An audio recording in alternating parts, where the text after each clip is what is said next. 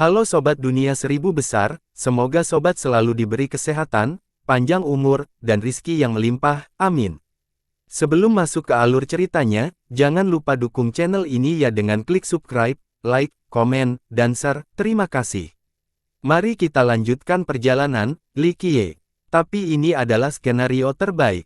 Apakah Anda mengetahui sejarah masalah ini? Tanyanya. Saya hanya tahu sedikit, Tuan. Dia menarik napas dalam-dalam. Mungkin kamu tahu tentang kemungkinannya tetapi tidak pernah melihatnya terjadi. Li Qiye tersenyum. Apakah yang kau maksud adalah dinasti Ming kuno? Dia memasang ekspresi serius. Meskipun kau mungkin dianggap sebagai pecundang seperti tumpukan lumpur, kau harus tahu bahwa wujud akhir Ming kuno dibentuk berdasarkan dirimu. Li Qiye mengangguk. Saya telah meneliti banyak teks kuno dan mendalami sejarahnya. Sikapnya yang serius sama memikatnya dengan senyumnya. Gulungan itu hanya berisi sedikit informasi, kata Li Qiye. Tuan, apakah Anda percaya saya memiliki ciri-ciri Ming kuno? Tanyanya. Saya tahu itu, tetapi saya dapat melihat bahwa Anda telah dengan tekun memurnikan apa yang perlu dimurnikan. Sekarang, bentuk Anda jauh lebih cemerlang. Katanya. Jadi, apakah ada hal lain yang masih kau khawatirkan? Matanya berbinar-binar saat menatapnya. Kurasa tidak demikian jika menyangkut dirimu. Jika tujuanmu adalah pengembangan diri, aku tidak keberatan jika kau meneruskan jalan Dao ini. Kata Li Qiye, terima kasih telah menyelamatkan nyawa saya, Tuan. Dia membungkuk, itu semua karena usahamu sendiri dan apa yang pantas kamu dapatkan. Jika kamu masih memiliki salah satu karakteristik yang telah dibersihkan, aku tidak akan menunjukkan belas kasihan. Li Qiye menggelengkan kepalanya. Saya mengerti. Saya pasti akan berusaha sekuat tenaga untuk mencapai kondisi terbaik dan tidak mengecewakan Anda, Tuan. Ujarnya, masalah saat ini bukanlah apakah kamu bisa mencapai kondisi ini. Dari apa yang aku lihat, ini hanya masalah waktu karena pola pikirmu. Kata Li Qiye, masalah prokreasi. Dia mendesah dan berkata, itulah sumber kekhawatiranmu.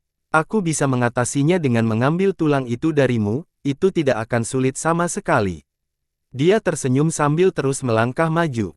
Dia menggigil namun akhirnya tenang dan menggertakkan giginya, Tuan, saya bersedia membiarkan Anda mengambilnya. Matanya dipenuhi dengan tekad dan ketulusan, siap menerima konsekuensinya. Jika aku mau, aku tidak akan menunggu sampai sekarang. Aku harap kau tidak berpikir kau bisa bertahan hidup dari satu gerakanku. Kata Li Qiye, maafkan ketidaktahuanku. Dia berpikir dengan hati-hati dan menyadari bahwa Li Qiye benar. Dia akan menjadi abu tanpa sempat melihat serangan itu. Kalau begitu, kau pasti punya cara untuk mengikatku dan tulang itu, mengingat kau adalah makhluk abadi sejati. Ujarnya, ya, ada caranya, tetapi melakukan hal itu akan mencegahmu mencapai kondisi terbaik. Dia mengangguk, dan itu tidak masalah bagiku, aku bersedia terikat bahkan jika itu untuk selamanya. Ucapnya dengan sungguh-sungguh. Mungkin ini adalah takdirnya, tidak ada jalan keluar. Sayangnya, Li Qiye terus berjalan, mendorongnya untuk mengejar pada akhirnya. Tuan, dia tidak mengerti. Manusia berbeda dengan hewan, kita memiliki kecerdasan dan kebijaksanaan yang tidak dimiliki oleh makhluk hidup lain dan yang terpenting adalah kesadaran diri. Katanya, kesadaran diri dan keinginan untuk kembali ke jati diri yang sebenarnya. Tanyanya, ya, jadi jika itu terjadi padamu, tidak akan ada masalah. Semua Dao mengarah ke jalan yang sama jadi kau hanya perlu menemukan cara yang tepat untuk melakukannya. Menyegelmu tidak menyelesaikan akar permasalahan, membiarkanmu mencoba mencapai jati dirimu yang sebenarnya akan menyelesaikannya. Pada saat itu, hal itu akan menyelesaikan ketertarikan pada rayuan di atas masalah prokreasi. Katanya, saya tidak akan mengecewakan Anda, Tuan. Dia membungkuk dan berkata, jangan khawatir tentang apa yang saya inginkan, fokus saja pada bagaimana Anda menyempurnakan diri. Tidak ada yang lain yang penting, ini adalah perjalanan pribadi. Katanya, saya sudah tahu apa yang harus saya lakukan sekarang, Tuan. Katanya, ada secercah cahaya di benaknya, yang menuntunnya ke jalan berikutnya. Meskipun aku bisa mengangkat tanganku dan mengakhiri ini, aku tidak akan mengikatmu. Capailah kondisi akhirmu dan bersihkan anugerah prokreasi ini. Aku harus memberitahumu bahwa jika aku melihatmu goyah, aku akan. Tuan, Anda dapat membakar saya menjadi abu dan tidak meninggalkan jejak saya di dunia ini. Dia menyela. Saya senang kita sudah jelas tentang hal ini. Dia mengangguk. Aku tidak akan melupakan tujuanku. Ucapnya penuh tekad, mengingatkan dirinya sendiri dan berjanji pada Li Qiye. Saya harap begitu. Dia tersenyum dan melupakan masalah itu, ingin memberi wanita ini kesempatan untuk menyelesaikan masalahnya. Tentu saja, ini jauh dari kata sederhana dan membutuhkan hati Dao yang teguh.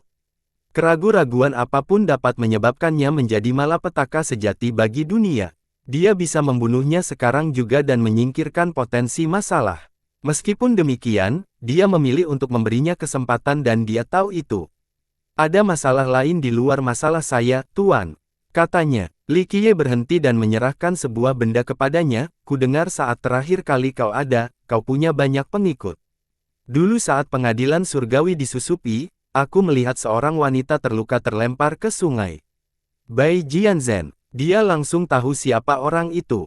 Saya jauh dari kata yang terkuat di pengadilan surgawi. Karena kaisar-kaisar lain ada di dekat sini, yang bisa saya lakukan hanyalah memaksanya untuk berhibernasi dalam-dalam. Ia menjelaskan, saya tidak bisa membawanya keluar tanpa terdeteksi, jadi jika Anda membawa ini ke pengadilan surgawi, Anda akan bisa menyelamatkannya. Tindakanmu dihargai. Dia menerima barang itu dan tersenyum. Dia menyelamatkan nyawa Bai Jianzhen dengan membuatnya tertidur, berpura-pura mati dalam prosesnya. Kalau tidak, dia tidak akan selamat dari serangan para kaisar dan raja di istana surgawi. Saya bersedia menawarkan jasa saya, Tuan, meskipun saya khawatir saya terlalu lemah untuk membantu Anda. Tambahnya, kamu punya jalanmu sendiri, katanya. Ya, sungguh disayangkan. Suatu hari nanti saat aku mencapai puncak, aku akan menawarkan kesetiaanku yang tak pernah pudar. Dia membungkuk. Pergilah sekarang. Dia melambaikan tangannya. Aku jadi bertanya-tanya kapan kita akan bertemu lagi karena sudah saatnya aku meninggalkan istana surgawi. Tambahnya, menyadari bahwa hari penghakiman istana surgawi sudah dekat. Itu tergantung seberapa jauh kau bisa melangkah. Jika kau mencapai keadaan itu, jalannya akan ada di depanmu. Selama kau terus berjalan, kau akan bertemu denganku lagi. Katanya, terima kasih, Tuan. Dia berlutut dan bersujud. Meskipun Li Qiye tidak memberinya apapun, dia membimbingnya ke jalan yang benar, tetapi yang terpenting, dia menyelamatkan nyawanya meskipun ada konsekuensi yang mungkin terjadi. Dia juga tidak menyegelnya, memberinya kebebasan seumur hidup. Ini tidak berbeda dengan menjadi orang tua lain yang memberikan hidupnya ke dunia ini. Setelah menyelesaikan ritualnya, dia menghilang dari cakrawala. Dia bergerak lebih dalam ke wilayah tersebut, aura menjijikkan itu semakin kuat sebagai hasilnya. Pada titik ini, para penguasa Dao dan kaisar yang perkasa tidak dapat lagi menahan kebencian dan amarah mereka. Biasanya, pada saat inilah orang-orang akan menyerah sebelum muntah dan tenggelam dalam emosi negatif. Mereka tak terhentikan seperti tsunami. Bahkan, jika mereka berlama-lama, kebahagiaan mereka akan sirna, yang menyebabkan mereka membenci hidup mereka sendiri. Hal ini pada akhirnya dapat menyebabkan mereka menciptakan aura penolakan mereka sendiri. Itulah sebabnya daerah itu menjadi tanah tak bertuan setelah kematian kaisar. Tidak ada yang mau mengambil risiko. Akhirnya, Li Qiye berhasil mencapai mayat kaisar. Biasanya, bahkan tanah tandus tanpa kehidupan pun masih memiliki energi kematian atau makhluk jahat lainnya yang memiliki kesamaan dengan ini.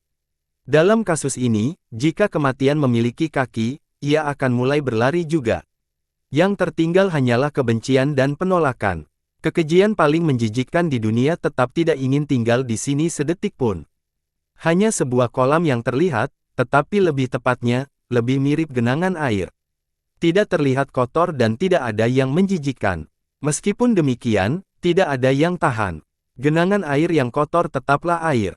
Hal ini sungguh menjijikkan. Hal itu menyusup ke relung jiwa yang terdalam dan menimbulkan rasa jijik. Sejauh mana rasa jijik ini? Seseorang lebih memilih jatuh ke 18 tingkat neraka dan mengalami siksaan dan penderitaan daripada tinggal di sini. Bahkan aku ingin meludah dan pergi, ini sungguh tak tertahankan. Li Qiye tak dapat menahan diri untuk tidak mendesah sambil menatap genangan air itu. Namun, dia malah duduk di dekat genangan air dan menatap mayat di bawahnya. Tidak ada orang lain yang bisa menatapnya lama-lama selain Li Qiye. Mayat itu tiba-tiba berdiri tegak, tetapi hal itu tidak membuat siapapun takut. Kebencian lebih kuat daripada rasa takut dalam kasus ini. Ia mengenakan jubah abu-abu dengan bercak-bercak putih, tanda telah dicuci berkali-kali. Namun, jubahnya robek dan terkena kotoran. Dia tidak memiliki banyak kerutan, tetapi kulitnya kuning, tangannya kecoklatan karena kondisi kehidupan yang buruk, bekerja keras sepanjang tahun dan menderita kekurangan gizi. Rambutnya tipis dan putih, sekarang berantakan. Dia hanya punya beberapa gigi di sini dan gigi-giginya bernoda hitam dan kuning karena berlubang. Orang tua seperti itu seharusnya membangkitkan simpati, bukannya rasa jijik. Jejak telapak tangan terlihat di dadanya, menghancurkan segalanya dan membuatnya mati di sini. Perlu dicatat bahwa bahkan pembunuhnya berusaha sekuat tenaga untuk tidak menyentuhnya secara fisik, dan malah menggunakan serangan telapak tangan spasial. Luka itu menyebabkan kebencian mengalir keluar dan menyelimuti medan perang. Kebencian terhadap kehidupan dan segala hal lainnya merupakan kekuatan utama, semurni yang bisa ada. Apakah aku masih begitu menjijikkan setelah mati? Lelaki tua itu menatap luka itu dan berkata, aku sendiri juga tidak ingin terinfeksi oleh auramu, kata Li Qiye. Tapi disinilah kau sekarang, kata lelaki tua itu, tampak sedikit senang melihat Li Qiye. Ekspresi kegembiraan yang langka ini tidak terlalu menjijikkan. Siapa lagi yang bisa mengurus mayatmu selain aku? Aku tidak bisa membiarkannya membusuk di sini selamanya. Li Qiye tersenyum. Benar, Kaisar Abadi Mu Zuo menatap genangan air itu bersama Li Qiye. Yang terakhir bisa merasakan rasa jijiknya semakin kuat. Saat berada dalam kondisi ini, mereka yang terkena dampak akan mulai membenci dunia dan merasa lelah dengan kehidupan. Mereka lebih suka hidup menyendiri, mengasingkan diri ke tempat terjauh dari manusia. Bagaimana rasanya mati? Tanya Li Qiye. Sang kaisar mengusap dagunya dan selama sepersekian detik, ia kembali ke wujud aslinya dan telah lolos dari batas penolakan. Lebih baik daripada hidup, katanya. Bukankah ini yang kamu inginkan? Kata Li Qiye dengan nada sentimental. Keinginanku terpenuhi. Ia menatap genangan air itu seakan-akan itu adalah perwujudan kebenciannya pada dirinya sendiri. Jadi pergilah dengan tenang, tidak ada lagi yang bisa kau pegang di dunia ini. Ucap Li Qiye. Baiklah, tapi kemana aku harus pergi sekarang? Dia mengajukan pertanyaan yang agak sulit dan mendalam. Kemanapun yang kau inginkan, kata Li Qiye. Tidak ada tempat tinggal, sama seperti saat aku masih hidup. Dia menggelengkan kepalanya. Apakah ada dunia lain untuk orang mati? Hidup dan mati, keduanya sama saja. Li Qiye menghela napas dan berkata, kematian adalah pelepasan yang manis bagiku, sementara itu adalah ujian bagimu, sebuah eksperimen ke dunia lain.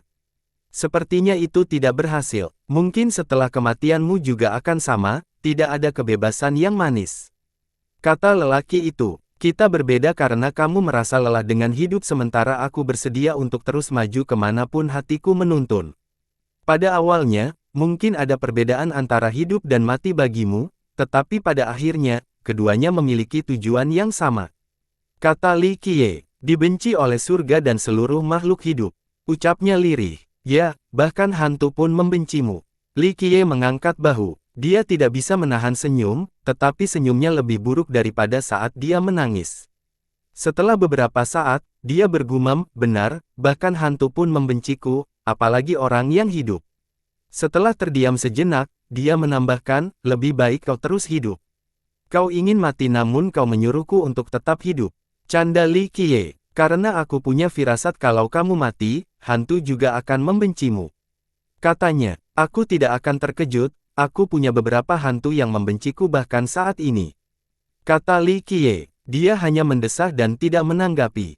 Bagaimana kalau aku memberimu kesempatan hidup lagi? Li Qiye tiba-tiba bertanya. Hal ini mendorongnya untuk menatap Li Qiye sejenak sebelum menundukkan kepalanya, hidup dan mati, keduanya sama. Itulah inti dari jalan ini. Li Qiye menghela napas dan berkata, apakah kamu menyesali keputusanmu? Benarkah? Dia menjawab dengan pertanyaan yang sama. Tidak, Li Qiye mengangkat bahu sambil berbicara dengan nada tegas. Dia menatap genangan air itu dengan linglung, merenungkan beberapa hal. Hal ini menyebabkan aura penolakan semakin kuat dan menyebar lebih jauh. Baiklah, aku sudah bersusah payah datang ke sini untuk mengambil mayatmu jadi mari kita bekerja sama sekarang. Li Qiye menepuk bahunya. Dia menenangkan diri dan sekali lagi berusaha sekuat tenaga mengendalikan auranya sebelum menjawab, kematian bukanlah seperti yang aku bayangkan. Karena dao duniamu yang melelahkan dan aura penolakannya masih hidup. Kata Li Qiye, bisakah kau hancurkan aku menjadi abu, tak menyisakan apapun? Tanyanya, melakukan hal itu akan mencipratkannya padaku, apakah aku satu-satunya yang bisa melakukan ini? Li Qiye tersenyum kecut. Ya, hanya kamu. Dia setuju. Pembunuhnya tidak menyentuhnya secara fisik namun tetap ternoda oleh auranya. Memurnikan kekacauan ini membutuhkan kerja keras selama berabad-abad. Hari ini, Li Qiye datang untuk membantunya dengan mayatnya, sesuatu yang tidak ingin dilakukan orang lain. Jika tubuh dan daomu hancur, apakah kau ingin memulai dari awal lagi? Li Qiye tiba-tiba bertanya. Dia menatap Li Qiye sejenak sebelum kembali murung. Dia memeluk lututnya dan menggelengkan kepalanya, hanya menjadi abu saja sudah merupakan keinginan yang mustahil. Hanya itu yang bisa kuminta dan aku akan sangat berterima kasih jika kau bisa melakukan ini untukku. Ia mendambakan kematian dan setelah terbunuh, ia menyadari bahwa kematian saja tidak cukup. Daunnya masih ada, menghancurkan daunnya berarti memurnikan kebenciannya.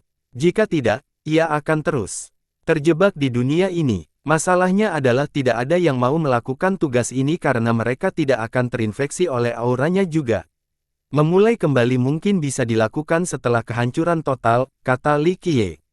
Tidak mungkin, ucapnya tiba-tiba. Kenapa tidak? Li Qiye bertanya dengan santai.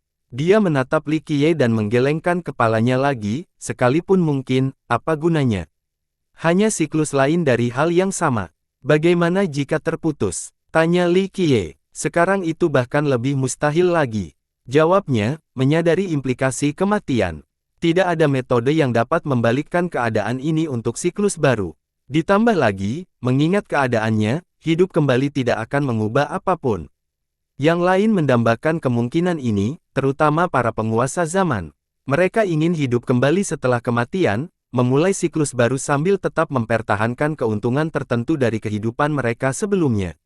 Hal yang sama tidak berlaku bagi kaisar. Baiklah, anggap saja itu mungkin, kata Li Qiye. Hal ini membuatnya merenung sambil menatap genangan air itu. Siklus itu benar-benar dapat diputus. Kaisar abadi Mu Zuo tidak percaya bahwa ini mungkin. Yang lain lebih suka melanjutkan siklus mereka karena mereka akan menyimpan kenangan dan karma mereka. Baginya, ini tidak akan berguna karena Dao yang lelah dengan dunia akan mengikutinya. Karena langit dan bumi membencinya, takdirnya telah ditendang keluar dari siklus reinkarnasi. Kematian alami tidak akan terjadi, dan hal yang sama berlaku untuk reinkarnasi ke makhluk lain. Kematian sejati hanya mungkin terjadi dengan penghancuran total daunnya. Sekarang, Li Qiye berbicara tentang sesuatu yang bahkan lebih besar. Aku punya ide, kata Li Qiye. Itu tidak akan berhasil, bahkan jika kau adalah penguasa zaman. Kau mungkin bisa memutus siklus itu, tetapi tidak bisa menghidupkan kembali seseorang. Ia menggelengkan kepalanya karena tidak percaya. Lagi pula, siapa yang mau melakukannya untuk orang lain? Ini sama saja dengan menciptakan kehidupan, sesuatu yang hanya tersedia bagi surga yang jahat. Tidak, itu tidak mungkin. Dia menyimpulkan, daomu berada di puncak. Bahkan jika aku menambahkanmu ke siklus reinkarnasi, ia akan tetap mengikutimu. Kata Li Qiye. Dia mendesah dan tahu bahwa ini adalah kebenaran. Kutukannya tampaknya bersifat permanen. Apapun caranya, karena surga membenciku, harganya tidak akan terhitung, katanya. Tidak harus begitu. Li Qiye mengangkat bahu. Bahkan kamu tidak dapat melanggar aturan ini. Dia menggelengkan kepalanya. Kelahiran kembali tidak mungkin, apalagi kelahiran kembali dan pemutusan siklus karma. Kemampuan Li Qiye bukanlah masalah di sini. Mengapa Li Qiye harus membayar harga yang mahal agar dia bisa hidup kembali? Saya tidak bisa melakukannya, tapi orang lain bisa. Kata Li Qiye. Siapa? Tanyanya tiba-tiba, tetapi dia tahu bahwa hanya ada satu jawaban yang mungkin. Li Qiye menunjuk ke langit, menyebabkan sang kaisar terpaku karena takjub. Surga yang jahat tentu bisa melakukan hal ini, tetapi mengapa demi seekor semut? Aku punya metodeku sendiri, kata Li Qiye. Hal ini membuatnya terdiam lagi. Mengapa Li Qiye mau melakukan begitu banyak hal untuknya padahal mereka hanya sekadar kenalan? Kenapa aku? Tanyanya, jika Li Qiye dapat menghidupkannya kembali selain melayani siklus karma, ia juga dapat melakukannya untuk orang lain. Jadi, ia harus menyimpannya untuk siapapun yang paling ia sayangi. Tidak seorang pun seharusnya mengalami penderitaan seperti itu di dunia ini, jadi kamu berhak mendapatkan kesempatan lagi. Surga yang jahat mungkin juga tidak akan membiarkannya berakhir seperti ini, kata Li Qiye. Dia menatap Li Qiye dengan skeptis, tentu saja tidak percaya omong kosong ini. Itulah diriku, penuh kasih sayang dan cinta kepada semua orang, bagaimana menurutmu? Li Qiye menambahkan, tidak, jawabnya datar. Sakit sekali. Kalau aku bukan orang yang aku akui, apa aku akan ke sini untuk mengambil mayatmu? Keluh Li Qiye, tentu saja, mengumpulkan mayatku adalah tindakan yang penuh belas kasih dan kebaikan hati. Namun, untuk menghidupkanku kembali, tentu ada motif tersembunyi di baliknya. Dia mengangguk terlebih dahulu sebelum tidak setuju. Aku sedih kau menganggapku seperti ini. Li Qiye tersenyum kecut. Apa yang sebenarnya kau inginkan? Dia sama sekali tidak mengerti motif Li Qiye. Dia jauh dari kaisar abadi yang terkuat, belum lagi daunnya yang menjijikkan. Dia bukan apa-apa di mata seseorang seperti Li Qiye. Bahkan, dia lebih merupakan beban daripada apapun. Saat aku berdiri di sini menahan auramu yang memuakkan dan terinfeksi olehnya, aku harus mendengarkanmu meragukanku. Katakan padaku, apa yang mungkin aku inginkan darimu? Li Qiye tampak sedih. Itulah bagian yang tidak ku mengerti. Tidak ada untungnya bagimu. Dia menggelengkan kepalanya sebagai jawaban. Ini bukan masalah membenci diri sendiri, tetapi dia benar-benar tidak memiliki apapun yang layak didambakan. Kerugiannya jauh lebih besar daripada keuntungannya dalam situasi ini. Li Qiye juga bukan orang yang dikenal suka mengambil risiko. Dengan segala keseriusan, Li Qiye menatapnya dengan sungguh-sungguh dan berkata, memang, kamu tidak memiliki apapun yang aku butuhkan, baik dalam keadaanmu saat ini maupun di masa lalu. Bagaimana dengan masa depan? Meskipun dia tidak peduli dengan segalanya, pernyataan ini sebenarnya menggugahnya karena implikasinya. Dia tidak pernah memikirkan masa depan sebelumnya karena masa depannya akan sama saja seperti sebelumnya karena tahunnya yang dibenci semua orang. Jadi kamu tidak membutuhkan diriku yang sekarang. Dia mengerti situasinya. Dirinya saat ini tampak terpisah dari semua makhluk hidup yang teratur. Tidak ada yang ingin berada di dekatnya, keberadaannya hanya ditoleransi oleh kekuatan yang lebih tinggi. Bahkan, bencana yang paling mengerikan pun akan secara aktif menghindarinya. Akan tetapi, Li Qiye tampaknya mempunyai rencana untuknya, sesuatu yang bahkan akan mengejutkan surga. Kamu yang sekarang masih berguna. Li Qiye mengangkat bahu, diare pun ada saatnya, bukan begitu? Dia melotot ke arah Li Qiye karena dia memang diperlakukan sebagai diare selama perang zaman kuno. Kehadirannya di medan perang yang sengit segera mengusir para pejuang. Pada akhirnya, Celestial Court tidak dapat menangani penundaan tersebut dan tamu tak dikenal merekalah yang memberikan pukulan mematikan. Jadi kamu ingin diare? Tanyanya. Bukan aku ingin sesuatu yang lain dengan dampak yang lebih besar. Li Qiye tersenyum dan mengangkat bahu. Apa yang kau ingin aku lakukan? Tanyanya lagi sambil menatap lurus ke arah Li Qiye. Jika memungkinkan, aku ingin kau mengingat satu hal, tidak, dua hal. Li Qiye berkata sebelum berubah pikiran lagi dan menggelengkan kepalanya, satu saja sudah cukup. Ada apa? Kaisar yang acuh tak acuh itu tidak bisa menahan rasa tertariknya. Pergilah, ucap Li Qiye. Pergi. Dia tidak mengerti. Ada tempat yang belum pernah kau kunjungi. Li Qiye menjelaskan. Hal ini sudah cukup baginya untuk berspekulasi tentang maksud Li Qiye. Ia menjawab, kau ingin aku menjadi umpan meriam. Itu cara yang kasar untuk mengatakannya. Mungkin aku hanya ingin memperluas wawasanmu. Kata Li Qiye. Kamu bukan orang pertama yang mencoba hal seperti ini.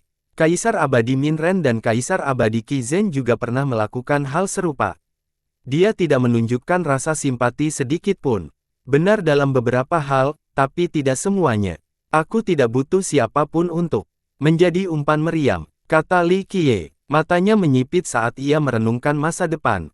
Tiba-tiba, ia menyadari bahwa ada secercah makna dalam hidup, atau setidaknya, sedikit kerinduan akan masa depan. Hei, hidup tidak seburuk itu, kan? Li Qiye menyadari hal ini dan menepuk bahunya lagi. Ya, Katanya setelah menyadari perubahan kecil dalam mentalitasnya.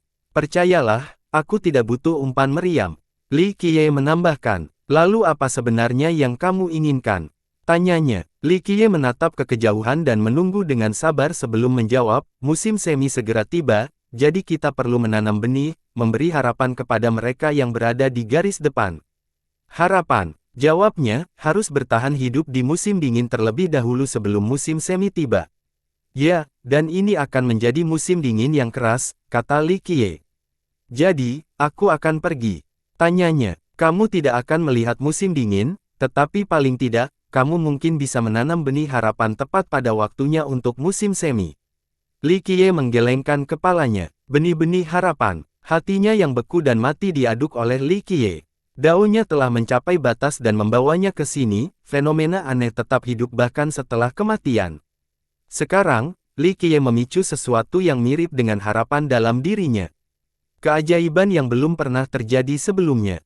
Gumamnya, ya, itu yang kau lakukan.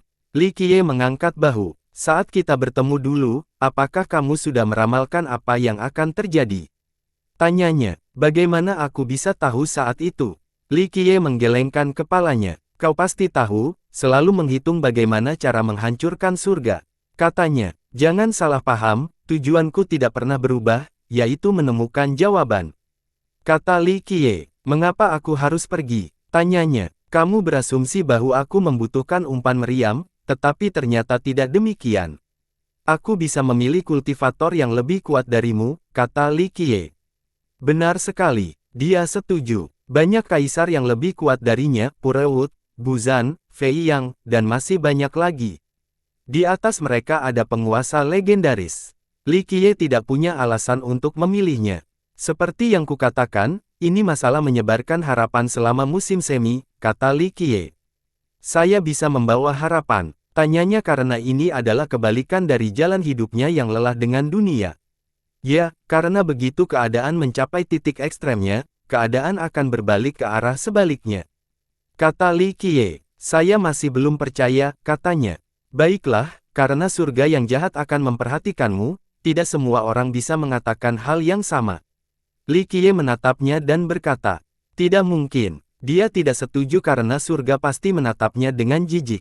Itulah mengapa ini menarik. Para jenius berbakat dan kesayangan surga bukanlah satu-satunya yang diawasi. Bahkan, dirimu yang menjijikkan mungkin adalah yang paling istimewa. Kata Li Qiye, apakah kau mendengarkan dirimu sendiri? Ini adalah salah satu hal paling tidak dapat dipercaya yang pernah didengarnya. Kau tahu, perhatian tidak berarti cinta. Li Qiye tersenyum. Lalu apa? Alis sang kaisar berkerut. Kebencian mendatangkan perhatian, begitu pula kemarahan. Li Qiye tersenyum misterius. Apa yang sedang kau coba lakukan? Dia merasakan sesuatu yang tidak menyenangkan muncul di cakrawala. Apa yang perlu kau takutkan jika kau sudah mati? Tidak, apa yang lebih buruk dari keadaanmu saat ini? Li Qiye mengangkat bahu. Dia setuju dengan kesulitan yang dihadapinya, mati namun masih terikat pada dunia terkutuk ini. Lalu, dia menatap Li Qiye. Intuisinya benar, orang itu tidak cukup baik untuk datang mengambil mayatnya. Jika dunia membencimu dan begitu juga surga, kita bisa melakukan sesuatu untuk membuatnya benar-benar marah. Li Qiye tidak bisa menahan senyum sambil membayangkan, kalau begitu, kau akan mendapatkan semua perhatian. Kau tahu kan kalau aku tidak bisa berbuat apa-apa dalam kondisiku saat ini. Katanya, aku tidak berharap orang mati melakukan apapun, tetapi jangan khawatir, aku akan melakukan pekerjaan kotor dengan membawamu ke surga. Jika aku memukulmu cukup keras, mungkin kau akan berceceran di mana-mana. Tidakkah kau pikir itu akan membuatnya marah? Kata Li Qiye. Tentu saja, dia setuju. Ini adalah bagian penting dari rencana, saat marah, akan terlalu mudah bagimu untuk berubah menjadi abu. Orang lain tidak dapat membunuhmu dan aura baumu, tetapi surga yang jahat seharusnya dapat melenyapkanmu. Kata Li Qiye. Begitu ya, kau ingin menggunakan surga untuk memutus siklus ini. Katanya, menggunakan, lebih seperti aku membantunya dengan membantunya membantu makhluk hidup lain yang berada di bawah pengawasannya. Kata Li Qiye, meskipun begitu, saya akan mati setelahnya, katanya. Kesengsaraan surgawi tentu saja mampu mereduksi daunnya menjadi ketiadaan dan memutus siklusnya. Namun, kunci rencana Li Qiye adalah membuatnya tetap hidup setelah kejadian itu. Aku juga akan ke sana, kan? Li Qiye berkata, kemarahan adalah emosi yang penuh badai, sebuah tanda kehidupan, kan? Kau mencoba mencuri dari surga, begitulah yang kulihat. Dia mengerti. Sekali lagi, kau menggambarkanku sebagai orang jahat. Yang akan kulakukan hanyalah membantu karena memiliki terlalu banyak amarah adalah hal yang buruk, seseorang harus melampiaskannya dengan cara tertentu. Li Qiye menggelengkan kepalanya. Mencuri amarah surga. Dia belum pernah memikirkan hal ini sebelumnya. Semua orang di dunia takut pada surga, tidak berani memancing amarahnya. Sekarang, Li Qiye ingin memancing amarahnya dan mencurinya untuk keuntungan pribadinya. Makhluk yang lahir dari kemarahan surga, itu tampaknya mengikuti aturan, bukan? Li Qiye menepuk bahu kaisar lagi dan melanjutkan, kau akan menjadi makhluk seperti apa? Pasti lebih baik daripada makhluk Dao yang lelah dengan dunia ini, kan? Kelahiran kembali dan reinkarnasi didambakan oleh semua kultivator. Penguasa tertinggi mungkin mampu melakukannya, meskipun dengan kekurangan yang jelas. Apa yang hendak mereka lakukan adalah satu langkah di atas itu, memutuskan siklus awal dan merebut kelahiran kembali melalui afinitas kemarahan surga yang tinggi. Kekuatan pendorong dalam kasus ini bukanlah Li Qiye, melainkan surga yang tinggi. Ia hanya ada di sana untuk memfasilitasi. Pada akhirnya, hasilnya akan menjadi makhluk baru dengan bagian dari surga yang tinggi tertanam. Sial, kau sudah gila. Kaisar tidak dapat menahan diri untuk tidak mengumpat setelah mendengar rencana itu. Kegilaanlah yang membuatnya menyenangkan. Tidak semua orang bisa mencapai tingkat kegilaan ini, tahu. Li Qiye tertawa. Kau menargetkanku sejak awal karena aku adalah diare yang dapat memancing kemarahan surga. Itulah sebabnya kau mendesakku untuk berpartisipasi dalam perang. Katanya, dalam pertemuan mereka sebelumnya, Li Qiye membujuknya untuk meninggalkan gaya hidupnya yang menyendiri. Ini adalah rencana yang berhasil, mengusir para pejuang dari medan perang. Namun, ini berakhir dengan kematiannya. Kenyataannya, dia sudah tahu bahwa ini akan menjadi hasilnya. Bagaimanapun, kematian adalah yang diinginkannya. Yang tidak dia duga adalah terjebak dalam kondisi ini, Dao-nya tetap tidak bisa dihancurkan. Sekarang, menjadi jelas bahwa Li Qiye merencanakan sesuatu yang lebih jauh lagi, bukan sekadar menggunakannya untuk menghentikan peperangan. Tidak, pasti ada hal lain selain menghidupkanku kembali. Katanya, siapa yang punya waktu untuk merencanakan dan merencanakan begitu banyak hal? Aku hanya melakukan yang terbaik untukmu. Sehingga kamu bisa terbebas dari nasib ini. Kata Li Qiye, benar, kau melakukan yang terbaik tapi itu untukmu, bukan untukku. Katanya, Li Qiye menepuk bahunya lagi dan mengeluh, bagaimana jika aku tidak ikut campur? Apakah kamu sudah membayangkan kehidupan seperti apa yang akan kamu jalani? Kaisar tentu saja mengerti bahwa jika dia terus hidup menyendiri, jalan hidupnya yang lelah akan terus berkembang. Dia membenci kehidupan tetapi bahkan kematian tidak menginginkannya. Sekarang, rencana Li Qiye memberinya kesempatan untuk memutuskan siklus karma sebelumnya, memberinya harapan untuk perjalanan berikutnya. Gagakku, tak ada seorang pun di dunia ini yang dapat dibandingkan denganmu. Ia mendesah kagum, dan siapa lagi yang mencintai dunia ini sebanyak dirimu? Sudah kubilang aku penyayang dan baik pada semua orang. Jawab Li Qiye, kamu mencintai dunia demi dirimu sendiri. Dia menghancurkan usaha Li Qiye untuk membesar-besarkan diri sendiri. Tidak apa-apa, bukankah aku juga bagian dari dunia ini? Kata Li Qiye lembut. Petik 2 petik 2. Dia mendesah dan setuju, benar. Kalau begitu, bagaimana kau ingin aku membalas budimu? Jangan bicara padaku seolah aku pedagang yang rakus. Li Qiye menggelengkan kepalanya. Aku mengerti. Baiklah, aku akan pergi. Dia mengangguk. Dan hanya itu yang aku butuhkan. Li Qiye menepuk bahu lelaki itu dengan gembira, entah sudah berapa kali, lalu berkata, mari kita bersenang-senang dengan surga yang jahat ini. Saya tidak tahu bagaimana cara melanjutkannya, katanya. Jangan khawatir, ini idemu, ini menghemat banyak waktuku, kata Li Qiye. Ideku, dia tidak mengerti, memata-matai surga, aku hanya perlu mengaktifkan Dao ini sebentar, itu saja. Heaven Sir, serunya, bas, tangan Li Qiye menjadi cemerlang. Seluruh ruang di sekitarnya berubah menjadi setetes air raksasa yang berisi pantulan 3000 dunia. Pop, dia meraih setetes air dan menyusup ke dalam perbendaharaan tertentu. Siapa? Sebuah eksistensi agung dengan aura yang tak terbayangkan berdiri setelah merasakan penyusup itu. Namun, Li Qiye meraih selembar kertas kuning dan segera menariknya kembali.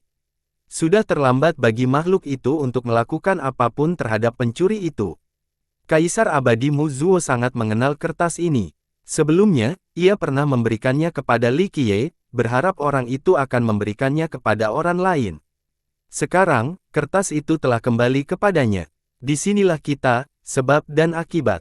Li Qiye berkata, dulu kamu bangga dengan kemampuanmu melihat surga, sekarang surga akan membawamu ke sana.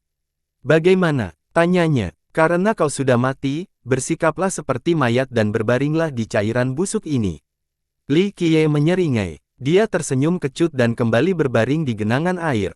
Aktifkan. Li Qiye menggenggam berbagai hukum dan menyempurnakan Grand Dao sambil mendorong kertas kuning itu dengan telapak tangannya. Sebuah dao besar di kertas itu muncul, tampaknya telah diberikan kehidupan oleh Li Qiye. Dia menggulungnya menjadi sebuah gulungan dan menusukkannya ke dalam lubang di dada kaisar.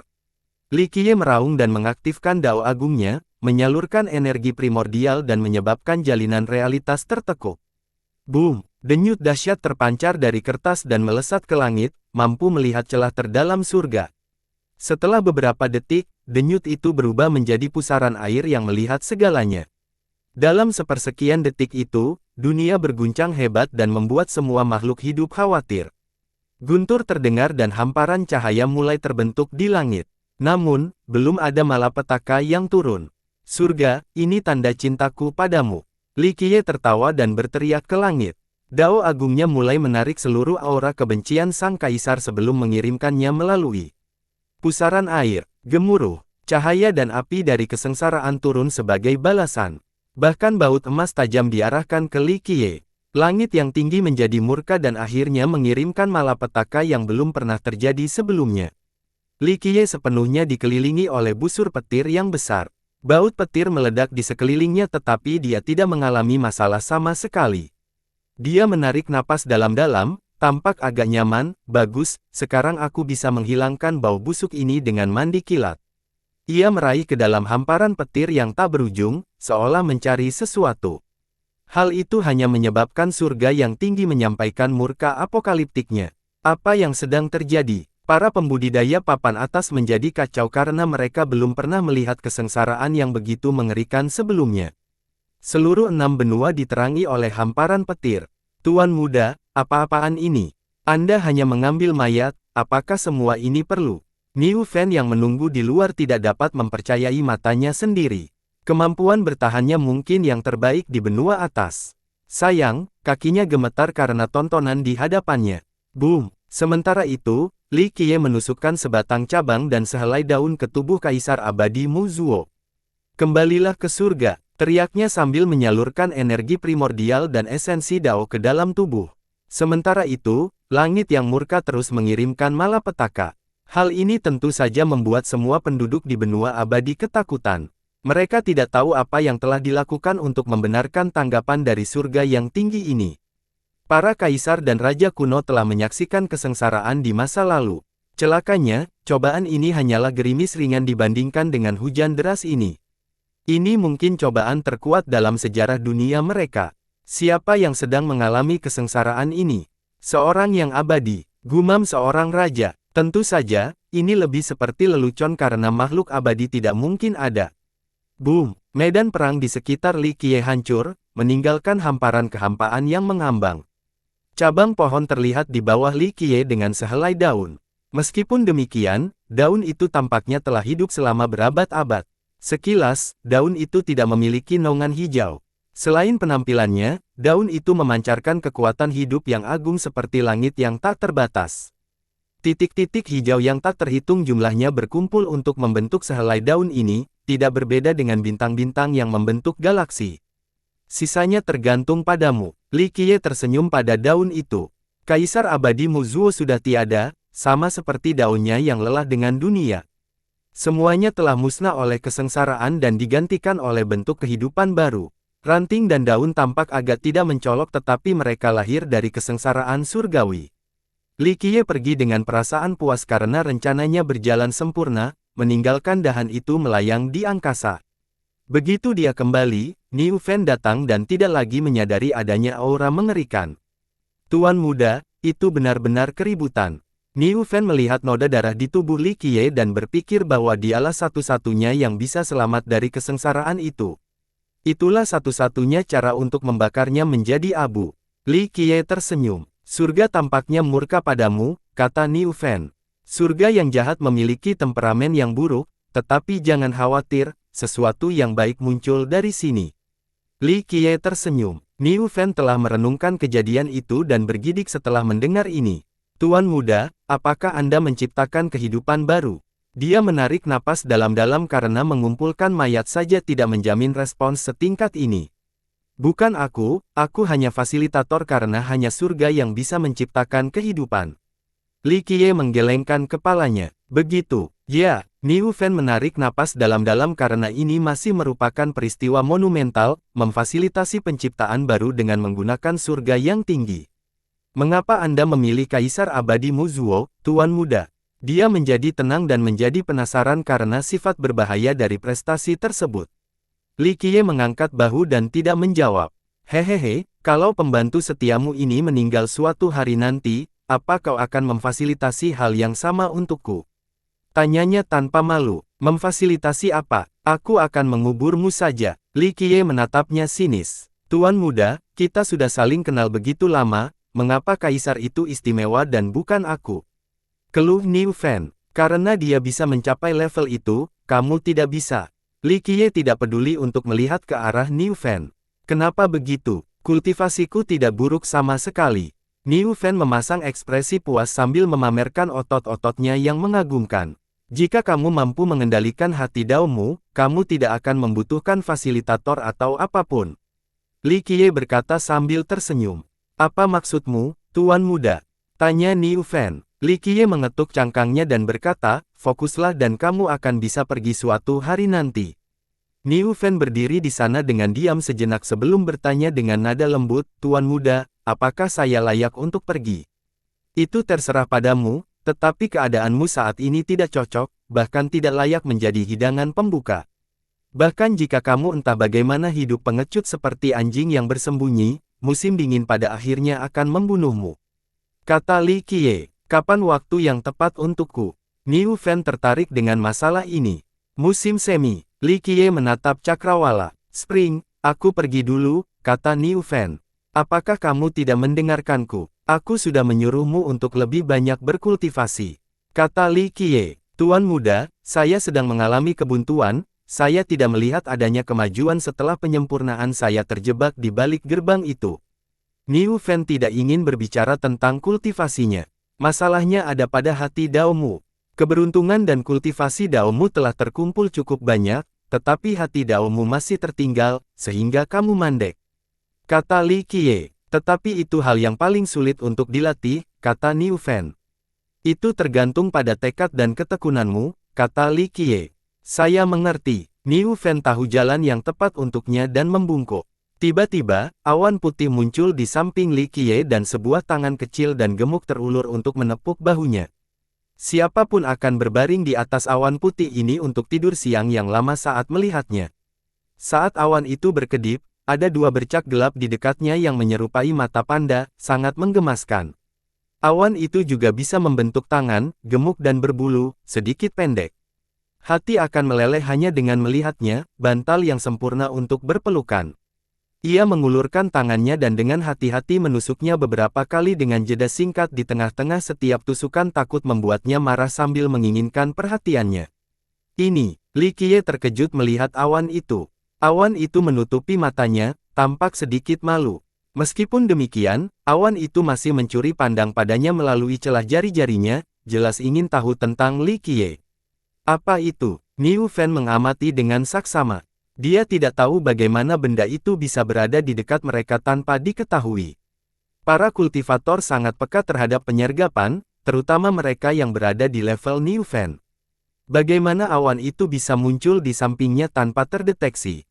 Dia mengaktifkan tatapan surgawinya dan tidak menyadari adanya aura kuat yang keluar dari awan. Itu tidak benar, gumamnya karena awan itu tampak seperti awan biasa. Bocah, siapa kamu? Dari mana asalmu? Tanyanya. Awan itu melirik Niu Fan sekali. Sebelum fokus memamerkannya kepada Li Qiye, awan itu merentangkan tangannya dan membuatnya tampak seperti sayap, yang memungkinkannya melayang bersama angin. Burung itu tampak sangat ramah kepada Li Qiye dan merentangkan sayapnya beberapa kali, memastikan bahwa Li Qiye dapat melihatnya dengan jelas. Kemudian burung itu berputar sehingga Li Qiye dapat melihat semuanya. Niu Fan akhirnya melihat sesuatu dengan rotasi itu, dia merasakan aura dan kekuatan mistis, hampir tidak terdeteksi dan berbeda dari yang lainnya. Kekuatan seperti itu belum pernah muncul di dunia ini sebelumnya, setidaknya tidak sepengetahuannya. Kekuatan itu tidak berasal dari Dao, tidak memiliki energi sejati chaos atau energi duniawi apapun. Tidak ada jejak anima juga. Sebagai seorang kultivator tingkat atas, dia pernah melihat makhluk-makhluk kuat sebelumnya termasuk Li Qiye. Awan ini adalah sesuatu yang unik. Benda itu bisa saja mengambang di udara selama ini dan tidak akan ada seorang pun yang menyadari sesuatu yang aneh tentangnya. Kau datang dari Istana Surgawi, atau Kota Dao Abadi, Medan Kekaisaran. Niu Fan bertanya lagi, berpikir bahwa awan misterius itu pasti berasal dari lokasi ini. Awan itu mengabaikannya dan berkedip manis ke arah Li Qiye. Awan itu berputar mengelilinginya, seakan ingin bermain petak umpet. Upaya persahabatannya membuat Li Qiye geli sementara Niu Fan tidak suka diabaikan. Begitu ya, tidak mau bicara, kan? Aku mengerti, kata Niu Fan sebelum bergerak. Dia telah melihat akar roh yang dalam di awan, ini mungkin bentuk aslinya. Awan itu hanyalah manifestasi eksternal. Tentu saja, dia tidak dapat melihat wujud akarnya yang sebenarnya, hanya merasakan fluktuasi energinya. Boom! Dia memanggil kekuatan Dao dan menekan semua yang ada di dekatnya, meraih akar roh. Awan itu mengangkat tangannya untuk menghalanginya, tetapi dia tidak berniat untuk berhenti. Kekuatannya merampas warna-warna dunia. Hal ini tampaknya membuat awan itu marah. Awan itu berubah warna menjadi seperti cahaya matahari terbenam, mirip dengan seseorang yang menjadi marah dan gelisah. Boom! Ia mendorong Niu Fan dan membuatnya terjatuh, kepalanya terbentur tanah. Ini akan mengejutkan siapapun dari benua atas. Beberapa orang lebih kuat darinya, tetapi mampu mengalahkannya dengan cara seperti ini. Hanya beberapa orang terpilih. Apa-apaan kamu? Niu Fan bangkit dan menatapnya dengan tak percaya. Awan berubah kembali ke warna putihnya lagi dan tampak membuat wajah lucu di Niu Fan. Awan yang mengagumkan itu memiliki cukup kekuatan untuk melemparkan seorang penguasa Dao puncak ke udara, sesuatu yang sungguh tidak dapat dipercaya. Bocah, jangan biarkan aku memakanmu. Niu Fan menggertakkan giginya dan mengancam. Awan itu mengernyit lagi padanya dan tidak peduli sama sekali. Dia tidak akan menjawab, jadi tidak usah repot-repot, kata Li Qiye sambil tersenyum. Bukankah aku tampan dan karismatik? Kata Niu Fan dengan geram. Karena hatimu memiliki niat membunuh. Li Qiye menggelengkan kepalanya. Apa, Anda tentu lebih hebat dari saya dalam hal ini, Tuan Muda. Niu Fan memprotes. Niat membunuh Li Qiye tidak ada duanya, niatnya tampak seperti setitik debu jika dibandingkan. Bukan seperti itu. Li Qiye tersenyum dan menepuk awan putih itu dengan lembut, mau aku ikut denganmu, kan? Ia mengangguk dan berputar berulang kali, jelas ingin berkomunikasi dengan Li Qiye tetapi tidak dengan Niu Fan. Baiklah, ayo berangkat, ucap Li Qiye. Awan itu mengembang dan membesar dengan riak-riak yang memancar keluar. Akhirnya, awan itu berubah menjadi semacam terowongan, gerbang menuju lokasi lain. Tunggu di sini. Li Qiye memberitahu Niu Fan sebelum memasuki terowongan. Tuan Muda, aku harus ikut denganmu. Niu Fan tanpa malu-malu mencoba mengikutinya. Bam! Sayang, awan itu menghalanginya dan menghilang dari pandangan. Tidak ada yang tersisa dari mereka berdua, meninggalkan Niu Fan sendirian dengan angin dingin. Sialan! Niu Fan mengumpat, sialan kau awan kecil, beraninya kau meremehkan seseorang sehebat aku. Lain kali aku akan memakanmu seperti permen kapas.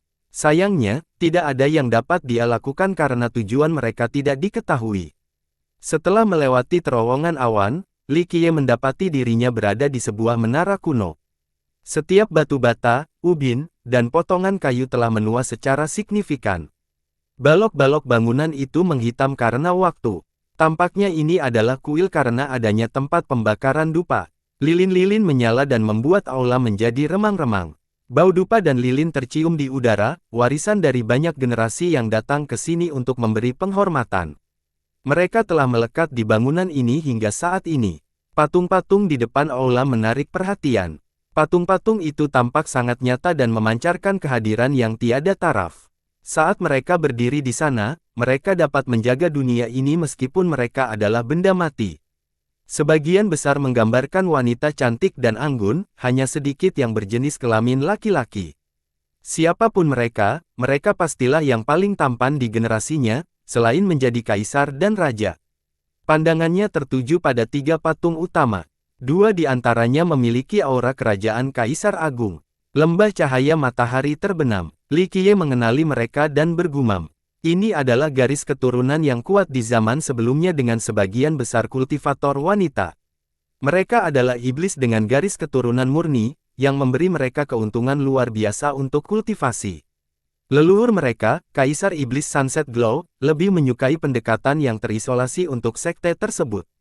Meskipun demikian, orang luar merasa bangga menikahi anggota Sunset Glow.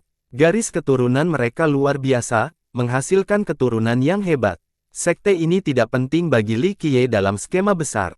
Lagi pula, tidak ada kekurangan garis keturunan 2 kaisar selama masa kejayaan 13 benua. Tidak ada yang bisa menarik perhatiannya. Jadi, dia menatap patung ketiga yang ada di tengah. Secara teori, status leluhur mereka seharusnya berada di tengah, tetapi ternyata tidak demikian. Patungnya terletak di samping bersama Kaisar Agung Cahaya Matahari terbenam yang lain. Posisi yang penting adalah milik patung perempuan lainnya. Patung itu tampak hidup dan bersemangat, seolah-olah hidup. Pakaiannya sederhana dan terlihat dikenakan oleh seorang gadis desa. Rambutnya diikat dengan jepit rambut kayu. Tidak ada riasan yang terlihat. Meski begitu, gayanya yang sederhana tidak menyembunyikan kecantikan dan bentuk tubuhnya yang sempurna. Ia memancarkan pesona yang tak terlukiskan, menyegarkan seperti aliran air musim gugur yang jernih. Sifatnya yang bersemangat dan pantang menyerah dapat terlihat dari lengkungan bibirnya yang halus. Oh, Li Qiye terkejut melihat patung ini. Dari segi penampilan saja, itu jelas lebih rendah dibandingkan dengan 2 kaisar agung di dekatnya. 2 yang terakhir dapat digambarkan sebagai penumbang kerajaan namun memiliki aura yang tak ternoda. Statusnya tampak relatif biasa, namun, statusnya jelas lebih penting karena menempati posisi sentral. Saat dia menatap patung itu, kenangan yang terlupakan muncul kembali dalam pikirannya. Bersambung.